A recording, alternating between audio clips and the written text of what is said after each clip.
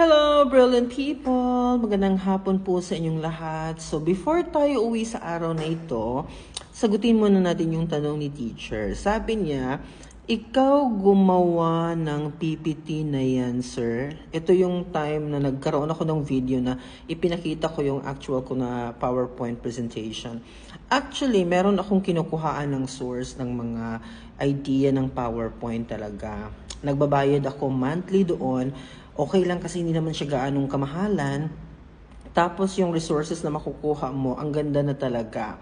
Now, ida-download ko yung mga PowerPoint doon related sa aking topic and then bubuuhin ko siya into one new PowerPoint presentation. Ganun ang ginagawa ko. Hindi ko simpleng dina-download doon tapos yun na ang ginagamit ko automatically. No. Kung mukuha lang ako ng certain part doon, na tingin ko relevant siya, related sa aking topic or kaya ng mga estudyante ko. Tapos, yun ang ginagamit ko sa aking lesson. Tapos, yung kasunod na mga slides doon, kinuha ko na naman sa another part ng PowerPoint na na-download ko kasi ang dami talagang pwedeng makuha doon sa site na yon. Okay? But sa akin, nagbabayad ako ng little amount lang naman. Every month talaga yan. Now, sa araw na ito, 'di ba nagkaroon ako ng PowerPoint presentation. Ginawa ko na ito Saturday pa. I think nakita niyo noon sa video ko in preparation para makapanood ako ng Miss Universe. Naghinda na talaga ako. Kasi ang pagbuo talaga ng PowerPoint, mga my dear, mahirap talaga siya. Ito yung pinakamahirap na bagay sa akin. Mas mahirap pa ito sa pagbuo ng lesson plan. Kasi ito actual talaga ito eh. Ito yung ipapakita mo sa mga bata, ituturo mo sa mga estudyante mo. Now, kahit i-prepare ko pa yan ng matagal, once na hindi ko na-apply yan, hindi ko talaga makikita yung kakulangan. Kaya kailangan talaga magkaroon ng application first before ko makita na, kailangan kong idagdag to, kailangan kong ibawas ito, kailangan kong gawan ito ng paraan dito na part. Ganyan.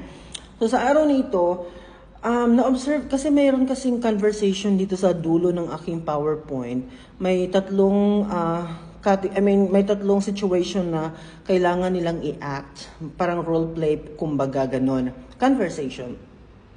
Nakita ko kanina, parang nahirapan yung mga students. Kasi I have my number here. Kasi mas madaling tawagin yung number kasi sa pangalan nila. Most of the time, nagkakapareha-pareha kasi yung English name ng mga students. Kaya para mas madali sa'yo, number ang gamitin mo. Now, eto, pag tawagin mo kasi yung number nila, very excited yan sila. Nagsisigawan yan sila, lalo na pag na-combine mo yung dalawa na parang siguro may mga something sa kanila, tatawanan din.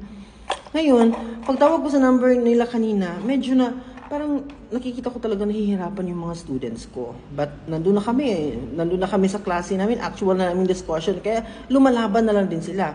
Tapos ako din, nagdudugtong din ako ng mga sasabihin nila, parang ganon. So naisip ko, para hindi masyadong mahirapan, gumawa ako ng worksheet for that topic. Ayan. So binuhan ko siya. Tinype ko dito yung tatlong conversation. So, ang gagawin ko bukas is, before ang actual conversation is, palalagyan ko muna ito ng mga information sa kanila.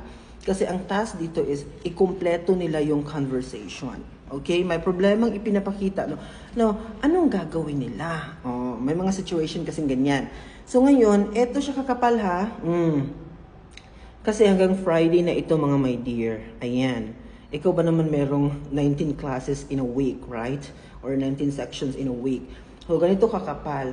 But the good thing here, yan lang ang pinakamaganda dito.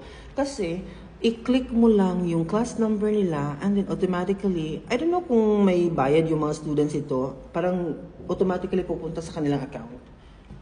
Ganon siya ka-convenient mag-print ng mga worksheets na gagamitin mo for your classes. Ganun lang siya.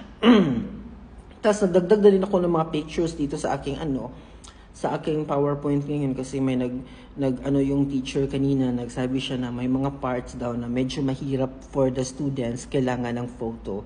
So, yun, nag-prepare na rin ako. So far, parang okay na ito. So, ready na ako for the bakbakan tomorrow with my edited PowerPoint and with my handouts here na or worksheet na gagamitin nila for our classes tomorrow until Friday. So, yun lang po. So far, sana nasagot ko yung tanong mo, teacher. Glee, gliss. Ayan. Bye-bye!